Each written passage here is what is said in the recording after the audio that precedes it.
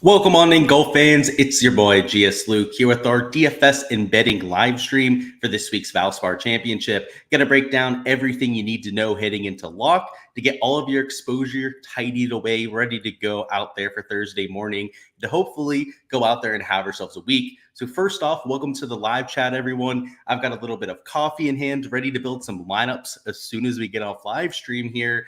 And going to be a wild weekend, to say the least. We've got some weather Friday and Saturday, which are going to be an absolute just carnage fest if we end up playing, but likely delays based on the forecast and a lot of strategy to talk for the main slate and for props. So we'll talk about all of that here in the live stream, any of your questions as they come up. But as you guys end up getting into this little live stream, I want to know one thing from you. Who is your diamond in the rough this week? And it doesn't have to be a piece of exposure you're getting to, but who is maybe a lesser known play, not a favorite out there, right? So let's say middle to lower end of the board that you think is going to have a pop week. So whether it's in fantasy, right, trying to take them in some of your lineups, maybe even an outright bet, a top 10, who is that diamond in the rough that you're taking? For me, it's Svensson. I think he's being a little bit slipped on this week, but I want to know who you guys have for that. You guys like the hat down there? Thank you, guys. Let's welcome on in first off. We got Barry, Carl down there. Ponte Vedra was beautiful up there. I absolutely loved it. So can't complain, Carl. And I'm not going to be there this week, but I'm going to enjoy the golf from home, right? When you have that kind of weather forecast, I probably don't want to be there in person. And literally, guys, by the end of that week, I was at Cognizant all week, right? API for the week. The entire tournament at the Players, I had blisters all over. So for as much as I enjoyed being out there for all three events, my body was telling me by the last day there that it was time to give up and go home for the Valspar. So won't be there this week unless maybe Jordan Spieth gets into contention. Say Justin Thomas too is one of my favorite players. Maybe I could be bribed to go out there for final round, but we'll have to see on that. We got Snedeker as a sleeper play, Svenny. I like it, AC. What's going on? Lots of folks are tipping JT. Yeah, that kind of surprises me too, right? With the missed cut. And yeah, I could see, right? And, he hasn't won for a while. That's a fair question too, Mark. I agree with you. Canada week. Okay. Yeah, Nick Taylor too. I think he's a pretty decent play. We've got Silverman Love down there, another Canadian out there in the field. You've got Taylor 30-1 and Mav 55-1. Thoughts on those two? I think they're good plays, especially with that recent form. So I'll go into more detail when we start talking about players, Dave, but I think you're on the right track there. But let's talk about this golf course. So there's one major talking point for this week. And if you guys saw my course breakdown video, it has all to do with the rough, because if you take a look at some of the averages of this golf course, 2023 was a really hard year. It wasn't just the fact that Taylor Moore won at 10 under par, but your fairway average was lower. Your green average was lower than usual. You had less than 3 birdies made per round and over 3.5 bogeys or worse per round. So it was definitely some carnage out there in 2023. And a lot of that was because of some added length to the rough. Now, they have listed the rough at the same length here for 2024, but based on a few on-course reports that I have verified myself, apparently the rough isn't quite as tough as last year. So last year it was real dense, especially with some of the off the tee shots. You were dealing with like 4 or 5 inch rough by the weekend. This year, apparently it's been cut down just slightly. It doesn't look like it's that true 4 or 5 inches that you had from last year. And on top of that, it's not as prevalent with your off the tee shots. So shout out to Bet the Number out there. Of course, one of my main sponsors over here on the channel, obviously one of my main partners. And they, especially with the boots on the ground information that they have relayed that the around the green stuff is nasty. Around the green with all the humps and hollows at this course, they haven't mowed that stuff as much. But like when you're missing fairways out here, right, it's not that API gnarly type of stuff. So I think it's going to play a little bit easier than what we saw in 2023. And a lot of that is because of that rough situation. So obviously on Monday, I was looking a little bit more at ball speed, right, distance guys to try and get out of that stuff. But now as we've gotten some of those reports, it's not nearly as important in my modeling. So I've actually dialed back the off the tee a little bit, especially when it comes to the driving distance, club head speed kind of stuff. and ramped up the driving accuracy ever so slightly. It hasn't impacted my actual exposure all that much. It has impacted maybe some of the value plays that I'm getting to on this sort of given week. But up top, I kind of have my spots, right? A lot of it comes down to whether I think a guy can actually win this golf tournament, which is a good reason why I'm not playing Xander Schauffele this week. So now that I say that he's going to end up winning the golf tournament, but if I'm going to take somebody up there that 9-10K range, I want it to be a closer, right? I think you're going to get a winner potentially from one of these top end guys. And even if they don't win, one of these guys is going to get into contention. So we'll talk about the strategy aspect here in a little bit. But from a scoring standpoint, I think we're going to see a slightly better scoring average than what we saw last year. I think maybe closer to like half a stroke over is a little bit more realistic. But the weather is going to be the name of the game here, right? And I've avoided talking about it to this point because it is an absolute headache.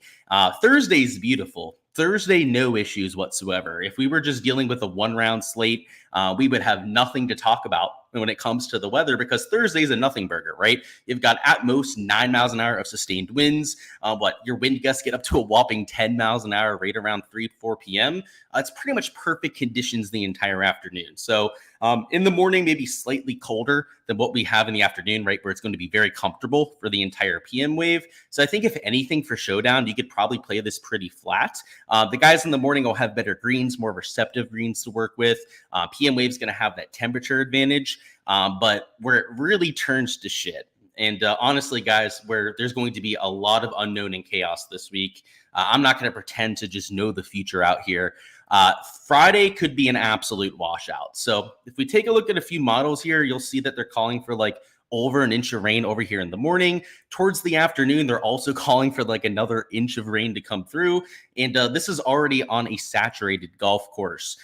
If you take a look at some of the models, some of them even have thunderstorms coming through, which any sort of electrical cell, right, getting close to the golf course would completely shut down play, right? They don't play through anything like that. If there's even one thunderstrike, I think it's within 5 miles of the golf course, they completely evacuate the property. So whether it's the rain that stops play, whether it's the fact that they have like 30-mile-an-hour wind gusts right out here for Friday's action, I have a really hard time believing that they end up finishing play. Or if they make, I have a hard time believing that they're going to play through this absolute torrential downpour. So I would say that there's nearly virtual certainty that we're going to be finishing round 2 over here on Saturday. And on Saturday, if we take a look at this NEM forecast, which is probably a little bit better even for Friday, but especially for the Saturday forecast, when we're taking a look at this, NEM over here on Friday is calling for 40-mile-an-hour wind gusts, rain the entire day. I can't imagine that they're going to make these players play through this PM wave on Friday. So no matter which forecast you look at, it looks like there's going to be some type of suspension of play. And anytime that happens, if we're looking at weather 2 days out, right, even over here on Friday, it's hard to make any concrete assumptions. Saturday's forecast is almost completely unusable, right? And if we happen to look at the Saturday forecast, you'll see that they're calling for thunderstorms to start the day. So there's a chance that even that, ending of round 2 might get delayed into the latter half of Saturday. And at that stage, we have no idea what's going to happen, right? This forecast is calling for like 20-mile-an-hour wind gusts. That wouldn't be fun to play on, right? Even if the winds, even if the course is going to be soft at that point out there on Saturday. What I go through all of this to say is we pretty much have no idea how this is going to play out. Now, I have a few theories. We'll go through a few theories here together quickly about how I think it could play, how, one wave could get an advantage over the other. But I've gone through the scenarios pretty much for the last 24 hours. And I see different scenarios that favor each wave. So this, at least to me, how I read this weather situation, doesn't look like the type of slate where there's one clear advantage that you could go out there and play. And a lot of that is because of the potential for delays or for the potential to play through. Like for all we know, the greens might be able to hold all this weather. It might not be as much of a torrential downpour as what they're calling for. And maybe they do play through these conditions, right? And then the other wave would end up getting that advantage. So it's just hard to tell what's going to happen. So let's talk through the scenarios. So Thursday is fine. They're going to play Thursday. I think it's going to be pretty flat across the board, right? So what we're worried about is round 2. That's pretty much the make or break moment, at least when it's going to come to the scoring average.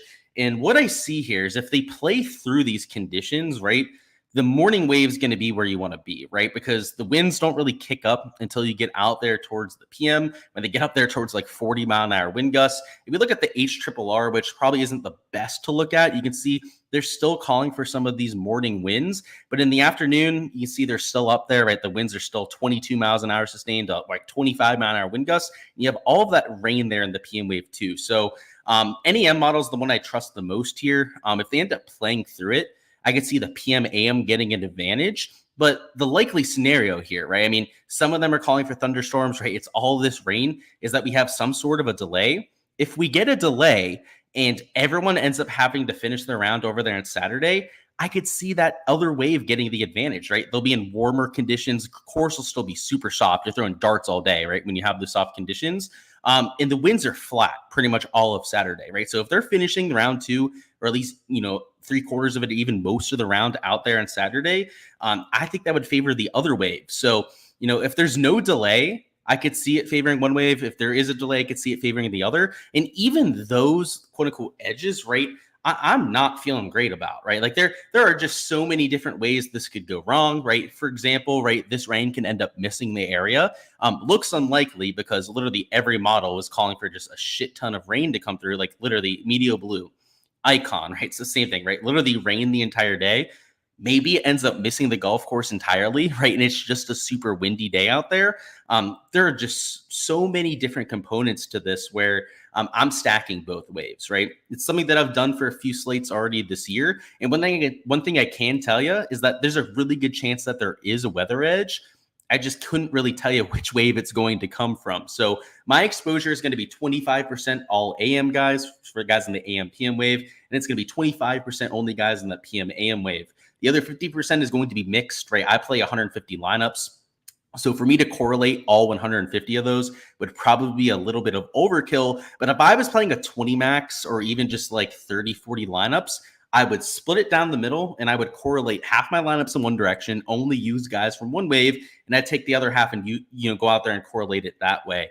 If you're only going to have like 20 lineups to work with, or if you're not going to have a full portfolio like of 150 lineups, then I think you should go for it, right? I think you should go out there, potentially even just pick a wave and then build all of your lineups within that wave. Now, if I had to lean one way or the other, I think we're going to see a suspension of play. And I think, if anything, maybe that slightly favors the AM PM guys.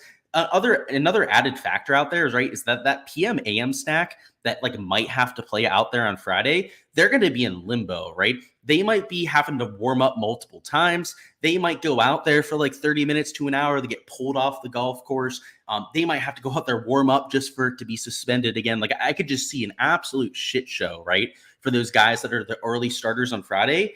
I think if there's any advantage that I can count on, it's like that the AM PM guys are going to have a much clearer picture of their rounds, right? They're going to finish Thursday, and then they're going to let all this madness unfold, and then they're going to play, right? So they pretty much know right now that they're not going to play out there on Friday, right? Unless some crazy thing happens with the weather change. So I'd rather have those guys, right? And at least from a psychological factor. So I'm slightly favoring them. A lot of my core plays were AM PM guys, so part of that is just kind of hoping that I get that wave edge right. But that's what I would lean. But I'm splitting it both ways, right? I'm taking 25% for each side of that draw, and that's how I'm handling that kind of crap, which is not a great slate. I hate when we have slates like this. I wish it was a little bit more straightforward, but that's what we're dealing with. And like I said, I think you should try and lean into it as much as you can. Let me bring up the live stream here. Let's go over some of the questions in chat and start to talk through some of our DFS strategy. So we had the question about JT before. I agree with you, Mark, and I do think that he's getting some attention for DFS too. So unless you really like JT here, you probably don't play him, right? So I do really like JT here. A lot of that's because I'm a huge fan, but I could totally understand the fade, right? He hasn't really done it for quite a while. Now, his last win was a PGA Championship. You got to give a nod there to that, of course, and he is in much better form now than what he was for the last year, but I totally understand that criticism, of course. So David was going with Nick Taylor and Mav at 55-1. I think that for DFS, they're getting too much attention, right? Like the forms there, everyone's playing them. They're like 2-3 times higher owned to those formats. But for an outright like you're taking there, Dave, I think they're perfectly fine, right? Nick Taylor in some of the best form of his life. I mean, the guy starting to win golf tournaments, starting to just contend at big field events. I love it. In Mav, playing the best golf of his life. So I couldn't argue with those, especially from an outright market for who cares about the chalkiness or the ownership there, right? Justin Suh, you like him as a little bit of a sleeper. Okay, I like it. Who is the one guy I'm playing in a single entry? You're going to have to let me sit on that a little bit. I'll give you an answer a little bit further towards the end. The last 3 locks we've given, right, have all been smashes. So let me sit on that a little bit.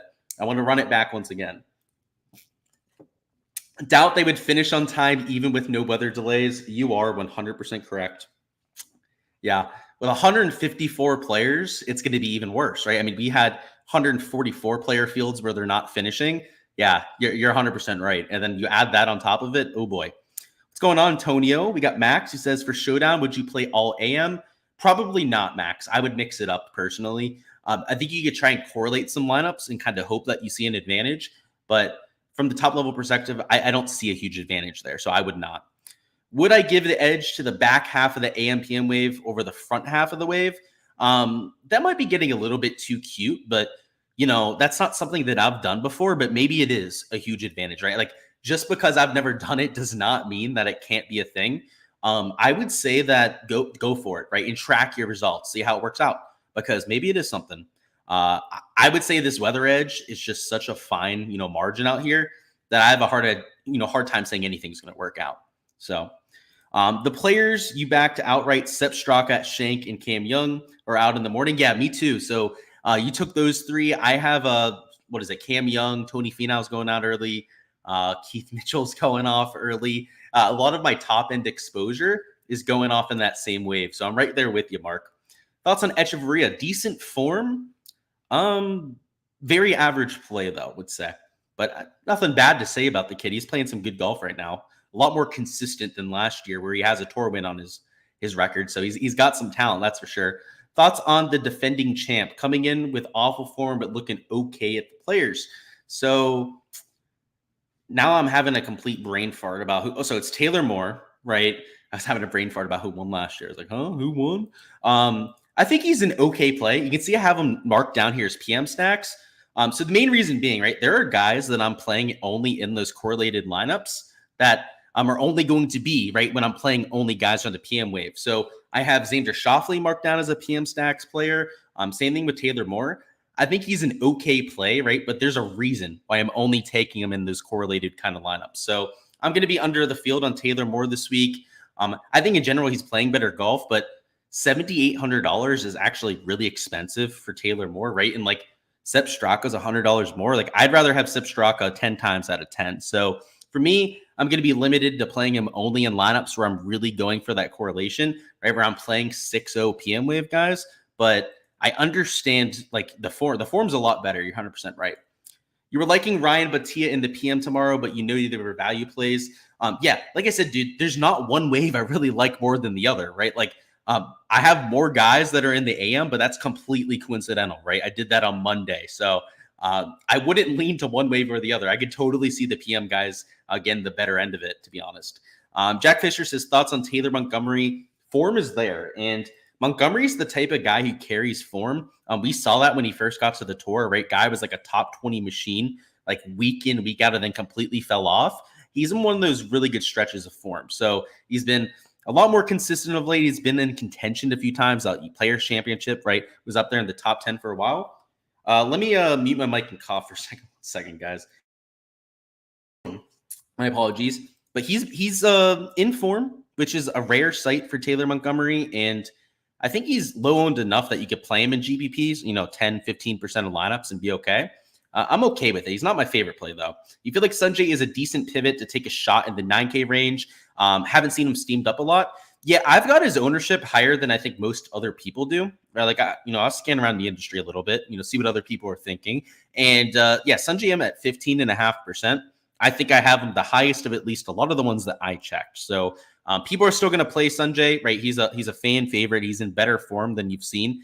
the last 2-3 months. But I do think he's, a decent play here, but I'm just not sure if I'd call him a true pivot, right?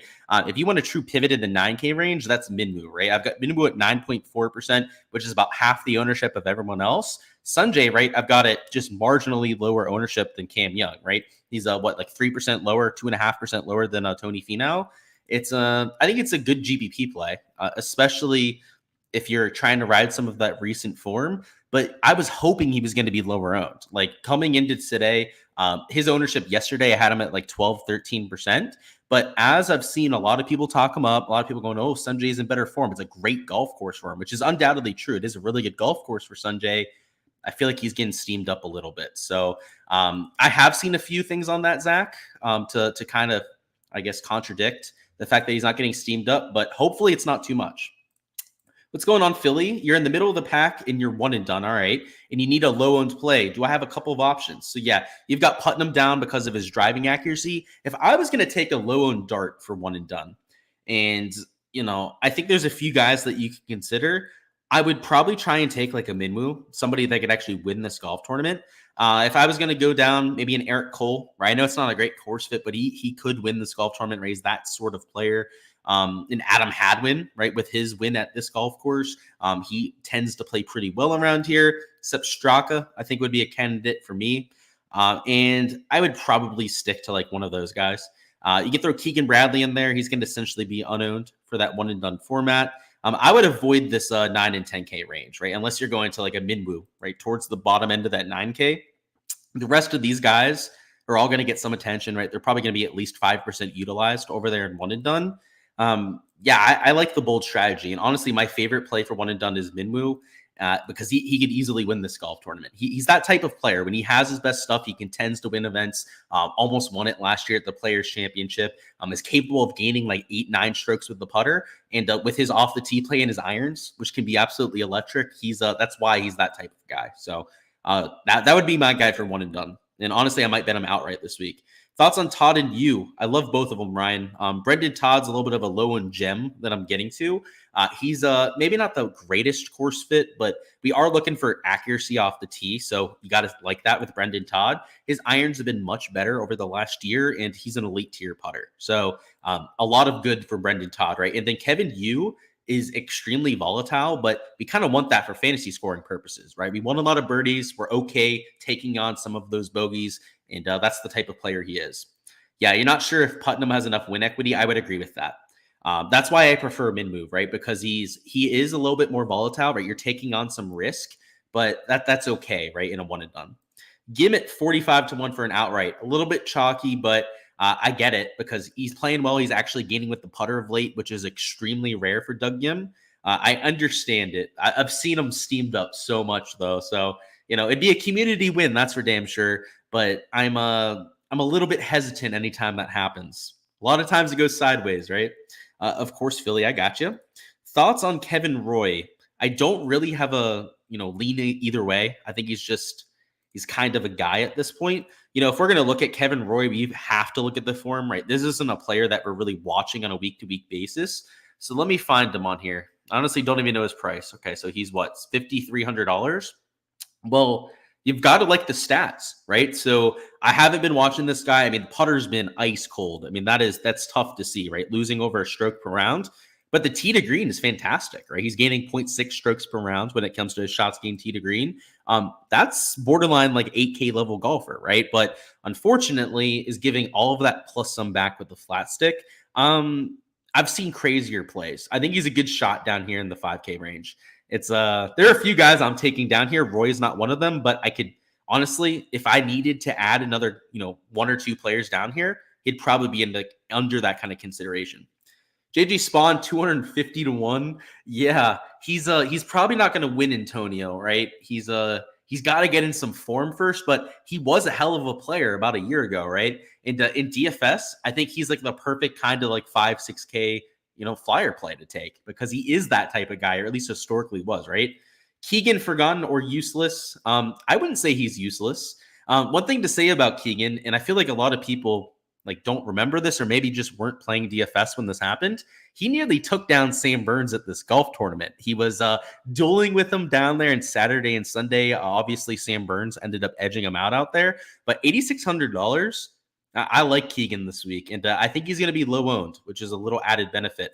Any thought on Shank? Plays better than the scrubs around him. I agree with that. You want to look at the form, right? Anytime we're looking at a cheaper player out here. And Adam Shank is what, like $7,100? Yeah, $7,100.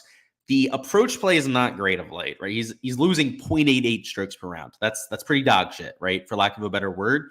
Other than that, it's been great, right? He's off the tee, he's long and pretty accurate, which is really useful around the Valspar Championship. Around the green, he's a slightly plus player. Not really much to say there. That's useful, I suppose. And then he putted unbelievably at these greens last year. So the fact that he's losing strokes of late probably doesn't worry me, right? Because I know he likes these type of green complexes. He just got to turn the irons around. So he's not my favorite play. I prefer somebody coming in with a little bit more iron form, especially because he is getting some attention, right? If we look at the ownership, I've got him at 9%, which is about 1% lower than Daniel Berger, who Berger, believe it or not, playing beautiful golf, right? He's gaining a bunch of strokes in terms of his shots gained ball striking. I slightly prefer Berger, right? If I'm going to take somebody at higher ownership, I prefer the guy that's been showing it to me with the iron play of late. So that's my personal lean there, but the form and the course history is good enough for Adam Shank, that's for sure. I wouldn't write him off just because I'm not playing him, right? I just can't play everyone. So unfortunately, I'm not playing my boy Adam Shank, and I love playing him. I play him a lot more than most. Daniel Berger, I don't know. He's going to break out at some point, boys. It might not be this week, but at some point with those kind of ball striking stats, we're going to get good Daniel Berger because normally he gains a bunch of strokes putting, right? And I could see that being rusty, right? Trying to get back to professional golf, right? Reading greens might have gone a little bit rusty over that 2-year stretch, but his iron play and his off the tee play is unbelievable. So we'll have to see with good old D Berger. He missed the cut at Puerto Rico. That was not great. Thoughts on Robert McIntyre could come to the forefront in inclement weather. Agree with that sentiment, right? That narrative, I think, goes a long way. He's just been a really bad putter. And he had that one really poor round over there at the Players Championship. Outside of that, was having a good week. So I don't remember his price tag, or he's got to be a little bit more expensive than $5K. It's still, somebody who made the Ryder Cup team. I think a lot of people forget that about Robert, right? Gaining half a stroke per round off the tee of late's great. The around the green play is always great for big old Robbie. The approach play has been better, actually. A few events ago, he was losing like a stroke per round on approach. The putter has just been absolutely dreadful. So at some point, that's got to come around. I do worry about that at this kind of golf course, right? You're going to have a lot of like 5-6 footers for par around the Valspar Championship, which he's going to have a hard time with. But yeah, you're right. He's just too good of a player to be held down, and bad conditions would play into his game and his skill set. Matty Schmid and Malnati for Flyers. Yeah, I could get behind those two. They make sense. Schmid getting a little bit of attention, but he's not chalky. Thoughts on the glove? Should have made the cut for you last week. Yeah, you saw that, right? He battled at the end. He got one stroke from the cut line. I think he's a decent play. He fits the golf course. He's played well here before. So, he fits a lot of those kind of stuff. Yeah, I like him. Thanks for the breakdown, Luke. Berger due to the breakout. You agree? Yeah, I'm hoping so. He's one of my favorite players too. Now, I'm not stupid enough to back him for a win, as one of my core plays for DFS, but I definitely think it's coming soon. Thoughts on Bjork? 6.4K as a GPP play. Great on approach and pretty accurate. Very accurate off the tee. In fact, he was number 1 on tour in driving accuracy before last week. So very accurate player. And then iron play on the DP World Tour was elite level stuff. It's been pretty decent right over here on this side of the pond. So to give you an idea, right off the tee play, he's losing because of some of the driving distance, but he is a really accurate driver. He's at least gaining with the irons. I think could do better right than this 0.23 shots. I think he's a good GPP flyer. I think you hit the nail on the head with where I would use him. And and those sort of lineups. What's a realistic number of birdies or better for 4 rounds?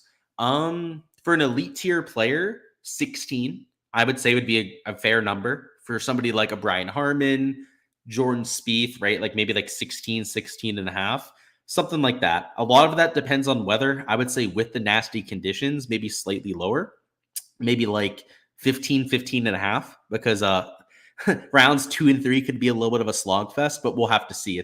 it's a tough week to play like a 4-round crop, which I know for the DK Pick 6, that's one of the formats that they run. It would be a tough week for me to want to play those just because of so many of the unknowns out there. But let's talk through some of the strategy. So as I mentioned, guys, for my lineups, I'm going to be correlating half of my builds. So I'm going to have to force in some PM guys because a lot of my core plays up here, right, that we talked about on Monday are all AM guys, right? Like Keith Mitchell, Tony Finau, guys like JT that I'm playing are going to be an AM golfer. You can tell, right? I already told you guys, I might even bet them outright on this kind of week. If I'm going to play a lot of those AM guys, I had to like force feed myself to a Xander Schauffele. So Xander, I'm force feeding into lineup. Same thing with Brian Harman with some of those correlated builds. But outside of that, they're fades, right? Because they're 33% owned, right? 24.2% owned with the Brian Harman.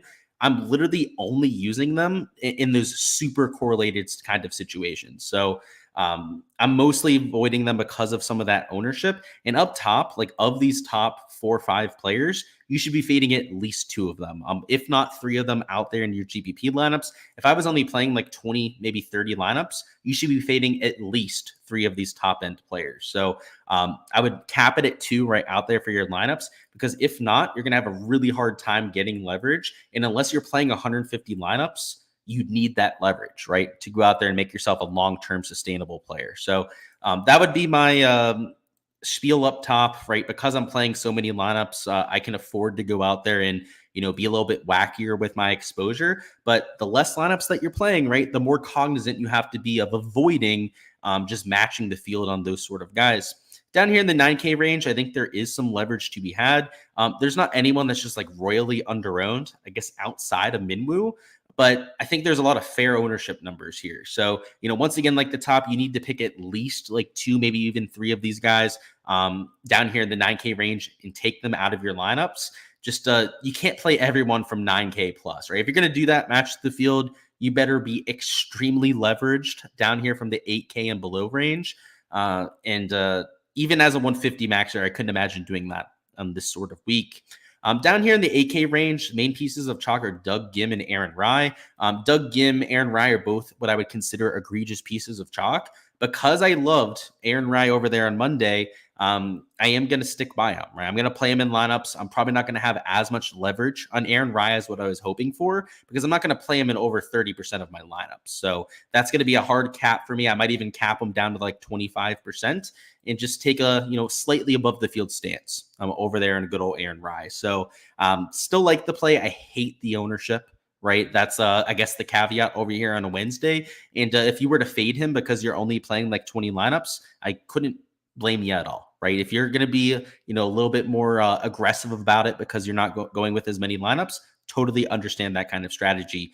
Doug Gim, same thing, right? It'd be really hard to want to play him if you're only playing like 20 lineups, unless you're going to take him in half of your lineups, right? Out there, $8,400. Matt McNeely also getting a little bit, too much steam for my liking there. Down here in the 7K range, there's nobody that's like way higher owned than everyone else, but you have some 10% owned guys like a Glover, right? Sam Ryder getting some attention. Berger, Adam Schenk, all guys that are slightly higher owned than their peers. I would say that Joel Damon at 10% down here is a little bit more egregious because most of the guys around him are like 3-4%, right, at the very most. So this bottom end of the 7K range is definitely getting a lot of attention with all these guys at like 10%. But I would argue that they're not horrible chalk because everyone down here is getting some attention. I mean, like even Billy Hose, right, like 8.4%. Tatum Montgomery, I've got it 7.4% himself. Like, sure, if we compare them all to, Ryan Fox, who have it just 2% ownership, who I think is a fantastic GPP play this week for the matter, at $7,200, that would be chalk, right? I mean, they're 4 or 5 times higher owned. I understand that, but everyone else has got some ownership down here. So that's why I'm hesitant to go out there and really just say that you should fade all of these guys down here, but you surely shouldn't be playing all of them in your lineups, right? Like all of these guys that are 10%, you should probably be playing half of them, and the other half, you probably want to go out there and fade for some leverage. Joel Damon at 10%. I love you, Joel. Love the form over the last few events, but I could never play you at 10%. Andrew Novak, right? Somebody that I've backed a few times here, right? Especially when he's gone out there top 10 for us, which was sweet to go out there and cash that top 10 bet at like plus 800. But he's 7.2% owned, which I know doesn't seem crazy, but he's like 2-3 times higher owned than all the other guys around him here, which is just too high for my liking. So, it's always a game theory approach, right, that I go out here and preach week to week. But like even with a Bud Colley, I would say that like I liked Bud Colley, in theory, but I like him less now because he's 5.2% owned. So I don't think you like have to fade all these guys down here. In fact, there are a few guys that, I'm just playing, despite the ownership down here in that 5K range, but I don't love them. That's for sure. So even like Carson Young at like 4%, like that's a lot in comparison, right? Compared to some of the other guys down here. It's not like you have to fade him because he's 4% owned. I mean, 7% exposure, 8% exposure on Carson Young isn't going to make you throw up in your mouth, right? It's trivial at that stage. But in theory, right, if you're just playing the game theory edge, you'd prefer the guys that are, 1% owned, like a JJ Spawn, who you've seen win tour events before, right? Like, I know the form's not great. He's number 114 for that matter out there in terms of recent form ranking, but we've seen crazier shit happen. So that's how I handle the GPPs.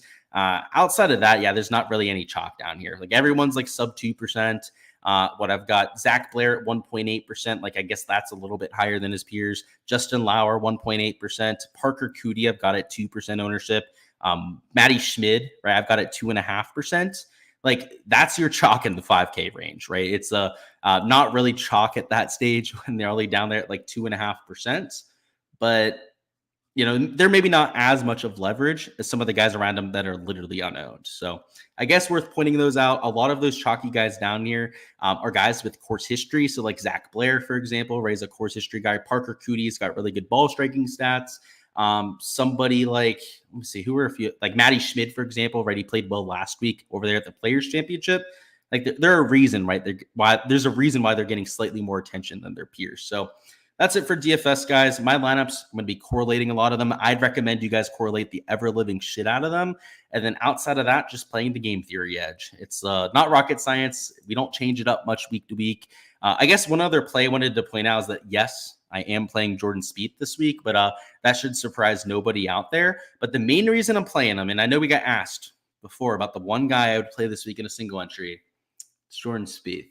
And anytime you can get Jordan at lower ownership, at an event where he's played well at in the past, you do it, right? And I think a lot of people forget, or maybe they don't. Maybe some people do forget out there, though, that he nearly won this golf tournament last year, just threw it away with one shot on 16. Well, at Jordan Spieth horse courses, right, places where he's gone out there and done it in the past, he has some of the stickiest course history of anyone on tour, right? So if we're getting them at like half the ownership of Burns or like almost half the ownership of a JT, I think in single entries, higher dollar stuff, like you're asking about with that question before, like he might be like 10% owned or less in those kind of contests. He's the absolute nuts play at those sort of circumstances. Now, that doesn't mean he's going to hit this week. Doesn't mean that Jordan Spieth is going to get into contention. But what I can tell you is that he is the most useful player in DFS when you can get him at like sub 10% ownership. I mean, this is a guy who either gets into contention or blows up. And that's kind of what you want, right, for one of your top end players. So, yeah, if there's one guy I'm going to play for my single entry, I know we had that question before. Let me bring it back up. It's Jordan Spieth this week, which is kind of crazy. But at that ownership level, it's all about the ownership. It's all about the leverage that you can get right there. So let's see. Thoughts on McNeely with the short game, really solid, but limited success. Yeah, I think he's got the magic beans going right now, right? I think he's kind of playing like a Jordan Spieth, right? Like saving himself. He gained like 7 strokes around the green at the Players Championship, which is just not sustainable. And in his best round at the Players, right, he lost in every category but around the green. That doesn't, scream to me as a play that I want to go out there and back. Now, I think in theory, this golf course makes a lot of sense. He plays well at grinder type of golf courses, but now he's getting the ownership, right? Because he played well at the Players Championship. It doesn't feel like the best time to buy, right? He's expensive now. He's a little bit chalky. I think for outrights, like top 10, top 20 bets, I think he's fantastic for that kind of format. But for DFS, he's not my favorite play. It just feels like you're a week late, right? A week late, I should say. Do I have some favorite cash or head-to-head plays? Yeah, I got you. Let's go to the lineup construction section over here on Draftkings, and we'll talk about that. Yeah, we'll start with that, actually. So in terms of what we're going to talk about now, this is not GPP-based. If I was going to play in cash this week, right, we're looking for ownership. We're okay taking on some higher ownership numbers. And on top of that, we're okay taking on less risk, right? We want guys that are going to make the cut in most cases here. Weather would play a huge factor, right, in most of my processes for cash, but I don't have a huge wave that I think is going to get the advantage. So I would not play cash this week myself. In fact, I guess the warning label I'd put on this segment is that cash is probably burning money on fire. Unless you have a really good read on how you think this weather is going to turn out, right? If you stack one wave or the other, or even just play like a 50-50 lineup, you might get blown away by the guys that correctly read that weather. So it's a tough one for me to say that I'd play a lot of cash this week. But if I was avoiding the weather entirely, right, like somebody like a Sam Burns would be like almost a must play in my cash lineup. Down here in this 8K range, like an Aaron Rye, a Doug Gim, right? Those sort of players that like I kind of hate out there in GPPs would be fantastic for cash, right? We're okay taking on the ownership. We want guys that are just really good course fits that are playing well. And you can say this, that same thing about all three players. So those would be some cash leans, I guess, for a 7K play. Like Taylor Moore would make sense, right? He won here last year. He's playing pretty well right now. And even like an Adam Hadwin would make a lot of sense. So my favorite play for cash would be Aaron Rye by far. He is just one of the more consistent players that we have on the PGA Tour to begin with. In fact, if you look at his game log, right, like he has that one missed cut at the American Express. But if they would have shown the stuff from 2023, he made like, it was something crazy, like 75-80% of his cuts, which is a lot higher than a lot of his peers over here in the 8K range. And though he's maybe not, the best player for winning golf tournaments, he's really good for that cash format. So I would go with a lot of those kind of players, right? A lot of your chalk for large field GPPs would be who I would go with for some of those cash lineups. I do have to say, though, that weather situation is far from ideal when it comes to putting those together. In terms of our GPP builds, I am taking some chalk in lineups. So I know I was talking shit about Burns before, but I am playing him in quite a few of my builds. If I'm going to build those lineups, though, right, correlate them, right? Go out there, try and take guys that are all playing in the same wave. So with Sam Burns, we have an AM wave golfer here, right? And what we want to do when we're clicking players is make sure that we're not taking guys from conflicting waves. So Tony Finau, another AM golfer. We could throw Keith Mitchell into this kind of build. And I'll have to say, too, that a lot of my builds are more aggressive up top this week because we have the pricing that goes down to $5,000. So when I'm putting together lineups, right, I'll take 2-3 guys up there from the 9K plus range and just take one guy down here in the 5Ks and really make that kind of lineup work. So what I'm going to do here is find another AM golfer to go out here and mix in with these three. So just off the top of my head, I like Michael Kim this week, but I want to make sure that he's in the proper wave. So Michael Kim is an AM wave golfer that we could take in this combination. So I just went to the other tab, right, made sure that he's in the right tee time wave. You can throw him in there. Right now we're up to 7,400 remaining, right, because we took somebody down the whole way at $6,000. So now if we wanted to, right, we could just live in the 7K range for our last two spots. Let me look at Straka. Is Straka AM wave? Let me double check. Yeah, Straka's an AM wave golfer, like I thought. So you throw him in there, right, at $7,900. And then for your last man in, right, just make sure it's an AM wave guy, and you're set to go with one of your GPP lineups. With this kind of lineup, right, we have some chalky players, like it's a Burns, right, Finau, Mitchell, right, are like 15-16% a piece. But because we're taking a Michael Kim, who's like sub 2%, a Straka, right, who's like sub 10% here, and then our last man in, like at most, right, it's going to be like a 7% owned player, you'd be just fine for one of those large field GPPs. Now, if you really wanted to make sure you were getting different, right, you wanted to force in some differentiation, maybe you do go down to like, $100, maybe $200 left on the table and take somebody like outside of Joel Damon, right, who's like 10% owned. If you did that, you would be for sure different to the field. But I think even if you took like a Thompson or a Hisatune here, you'd be just fine out there for the large field GPPs. So the reason why I go through this is to show you that, you have to get a little bit different when you're building your lineups, but you don't have to have a pivot at all 6 spots. I used to do review shows every single week, right, going over my exposure and some of your lineups down in chat. And the one thing that I noticed about viewers of my channel and other channels, right, that would come over and have their lineups reviewed is that they would have like 6 pivots in the lab. It'd be like 6 guys that are sub 5% owned. Like even their expensive guys were guys that like no one was using, and they would wonder why they'd go like 1 of 6 for made cuts, right? I'd be like, because you overdid it, right? The reason why I go through that lineup construction there is to show you that you don't have to make it rocket science. You don't have to go out there and overextend yourself when it comes to leverage. Having a lot of leverage can be a good thing, but a lot of people overdo it. And I think a lot of people think they have to do just so much to differentiate, when in reality, it's probably a little bit easier to accomplish than you'd imagine. So that's what I'll say from that. Single entries, it doesn't really change my strategy all that much, other than that, that pivots up top, like a Jordan Spieth, for example, and Minwoo Lee, are going to be even lower owned. So out there in large field single entries, high dollar single entries, I should say, Jordan Spieth might be sub 10%, and Minwoo might be like 5% owned, right, out there in some of those contests. So you shouldn't start with both of them to start a lineup, right? That's not what I'm saying out here for the large field single entries.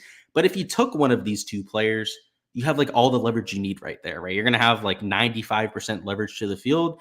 And you pretty much can't make a lineup that chalky at that point. So that's what I would do for a single entry. I would force in like one mega low owned play and then build the same way that I was for some of the large field GPPs.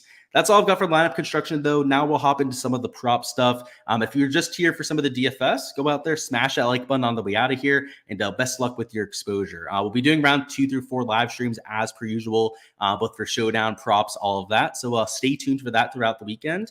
And let's have ourselves a weekend. But we still have a lot of prop stuff to go through. I did post a video on my channel going over props, but I do want to go over some of the averages. So bear with me here a second while I go ahead and actually bring up some prop notes. So I made a little bit of a prop sheet for this week, something I'm going to be doing going forward for pretty much every single slate. And it just has a lot of data on what to expect for the golf course. It has my projections on there. It's got data from 2023, pretty much everything we need to go over the prop stuff. And even if you're just doing this for DFS, there's a lot of stuff on here that you probably want to know when it comes to the golf course, because last year, right, we had that longer rough I was talking about, and it played a lot different than what this course is used to playing. So if you take a look at the sheet on here, I do a complete breakdown on my prop video that I already have posted on the channel. But you'll see that last year with that longer rough, the birdie average was less than 3 per round, which is extremely low for a PGA Tour event, of course.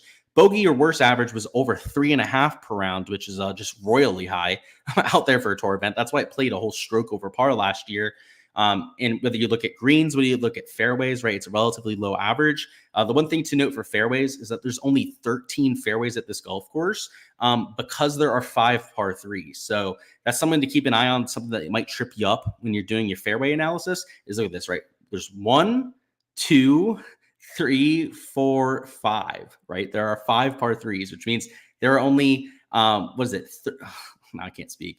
There's one less, right, fairway that you can go out there and hit. So there's one less fairway. That means you have to adjust for that in some of your averages. So that's all been accounted for over here. These are some of the averages that we saw for 2023. One thing to note, if you're just joining us, is that the weather for Thursday, Friday looks horrible, right? But if we're just looking at Thursday's weather, it looks pretty beautiful out there for tomorrow. You're going to see pretty easy scoring conditions. And the didn't post the pins earlier. Let's see if they ended up posting them. They did while we went live here on stream. Just kind of glancing through them. They look kind of tricky, but you do have some pin locations, like hole number 8 looks like a real easy one. Hole 5 is going to play shorter. Some of them are tucked. Like I would say like hole number 17, I guess, would be tucked. Like that doesn't look like an easy pin location. Like even 7 back there in that back ledge could probably be a little bit difficult. But pin locations don't look that tricky either. So I'm going to go through them with the slopes over there on pgatour.com, either here on stream or just slightly after live stream to get a better idea of what we're dealing with. But because of all the bad weather to come, because of the fact that we might have 30-mile-an-hour wind gusts, right, for rounds 2 and 3, something makes me think that they're not going to go super hard on the players tomorrow, right? Like they know that these guys are going to get, all the difficulty that they need over the weekend. So why go out there and get them started to a round that's overly difficult? So I think it's going to be set up on the easier end of the spectrum. I think if we take a look at some of the scoring averages here, that half a stroke over par is probably about as hard as it's going to get out there for tomorrow. There's slightly less rough this year, right? I mentioned that towards the beginning of the live stream. Next to no wind out there, and the greens are reportedly extremely soft. So I think we might even see a slightly under par scoring average, which if we look at 2022, right, where it played under par all 4 rounds, isn't that far-fetched. Right now, the rough's going to be a little bit longer than what we had in 2022. It might not be quite as soft as what we had back there 2 years ago, but I do think like this slightly under par scoring average that we had for Sunday is probably what we're going to end up getting out there for Thursday. So in terms of props that I took, there were a few that I thought were good to take. So let's find the Taylor Moore over on greens. That's probably my favorite prop out here for round one. So it's over here at 9.5 greens regulation. If you guys saw my projections over here, so the projections for round one on this sheet are closer here towards the bottom. So this third set of data right here are my projections for tomorrow. You see that the green average I have between 10 and 10.5 per round, right? So that would put Taylor Moore pretty much an entire green lower than the average. He's been playing well in his approach of late. He's been gaining over a third of a stroke on approach per round. He also won this tour event last year. He played pretty well the last 2 weeks, and he's projected below the field average. So he's a top 30 green and regulation percentage guy here in 2024. So with all of that data, right, pretty decent over there. And under I took was on Brian Harman birdie. So again, these were 2 props that I already went over there on that video about an hour ago. But I took them over here with the 0.9x for an under. And another added data point that I'll give you guys here. Let me bring up Fanduel. Fanduel has a birdie props posted. So if I bring that up, I can show you guys where they have him at in terms of his odds. It is absolutely ridiculous, the amount of juice that we're getting over here on a Brian Harman prop. So let me get that up here on my end. I'll share my screen so you guys can see what we're talking about here. But he's minus 175 towards the under. So I'll bring it up, go over here, find the birdie props, which are way over here towards the end. And you'll see that Brian Harman is minus 175 for the under 4.5. So anytime you're getting a minus 175, I'm okay taking it with that 0.9x multiplier. So that's something I took over there on that side. And then for prize picks, the 2 props we took were an over on Sepp Straka at 3.5 birdies, and it was Keith Mitchell over at 3.5 birdies. Both of those players, first off, to show you this too, right? They have Sepp Straka birdies up here. He is minus 175 towards the over, right over here. So for prize picks, right, I like some overs because of the discrepancies in pricing, and also the tee time, right? So Brian Harman's a PM tee time. Will be teeing off with slightly less receptive greens, whereas Sepp Straka and Keith Mitchell that I like for overs are morning tee times that'll have slightly more receptive greens. So I like the odds with the Sepp Straka prop, right? Of course, minus 175 odds. But with Keith Mitchell, he's an even better player in terms of form, right, compared to Sepp Straka, and is also better in terms of his birdie or better percentage. So if anything, right, he'd be an even better play than that minus 175 odds, which is why I took them over there on that site. So those are the different slips that I already talked up in that video. So if you already watched that, my apologies for the, repeating myself here, but not everyone already saw that. So wanted to make sure we could do that. What do I think about Schmid? Think you spelled it right? Yeah, it's a D, but I know who you're talking about there. I think he's a decent play. He's got some good form, that's for sure. What are my thoughts on Webb? I think that Webb's a good course fit. He's played really well here in the past. He's playing well off the tee. I was looking at his stats earlier because, that form intrigued me, especially as I was watching some of the highlights from the past few years. He always shows up on the leaderboard at the Valspar Championship. He's playing well off the tee. He's gaining like 0.4 strokes per round, which was extremely surprising when I saw that. But he's really bad with the putter and the approach play, which has kind of been his calling card for his whole career. So it's a little bit troubling to see him struggling in the 2 categories that he's so known for. And equally as disturbing to see him gaining all those strokes with seemingly his worst asset. So he's been working on the off the tee clearly. You can tell that maybe he's been spending too much time working on the off the tee play, because now that's the only spot he's gaining, whereas his approach play is putting, right? That has to be his best part of his game for him to play well, are very much so lacking. So I'm kind of worried about Webb, but it's a really good course for him, and we've seen him pop up at this golf course before in worse form. So I think there's crazier plays you could get to. I think he's a good GPP flyer if you're playing in the fantasy format specifically. Few plays I'll go through here on live stream, because these aren't the only props that I took out here for round one.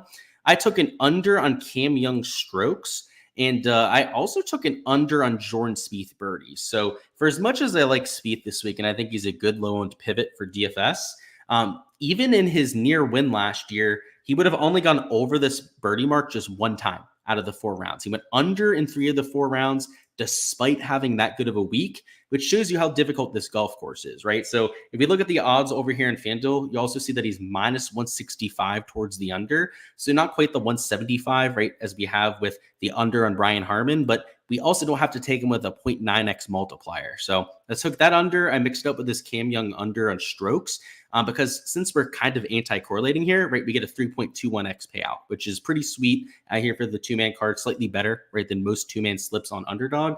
And was a prop slip that I got there too. And then on Prize Picks, another slip that I took that I'll give you guys here on live stream. I'll give you guys a little bit of action detail here. It was the same Cam Young under. It's the same prop. It's 69.5 on Prize Picks with Tony Finau under 69.5 strokes. Now these aren't particular values, right, compared to the odds over here on FanDuel or other sites that have them up, but they're at least slight leans, right? So if we go down here to Tony Finau, right, he's minus 125 towards the under.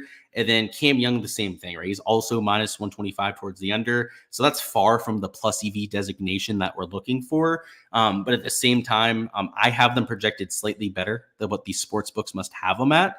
And with AMT times, Cam Young and Tony Finau are both AMT times. Are players that I'm expecting to get off to a decent start. And obviously, right, we're outright bets for me this week for guys that I already had my eye on over there on a Monday morning. So from the prop perspective, right, are the types of guys I'd be looking to back up because my modeling really likes them at this sort of event. So that's all I've got for the live stream, guys. I do want to try and bring up Hard Rock Bet, but the web version was not working. They're seemingly having some issues over there on Hard Rock Bet. But let me see if we can get it loading now because that'd be clutch. Good. Got it working here. So luckily they got those figured out by the time we got here to the live stream. And what I'm going to do is go through the betting board. So I took Tony Finau at 22.5 to 1. He's actually 25 to 1 now. So an even better number than I got earlier this week. But I still like him and Cam Young.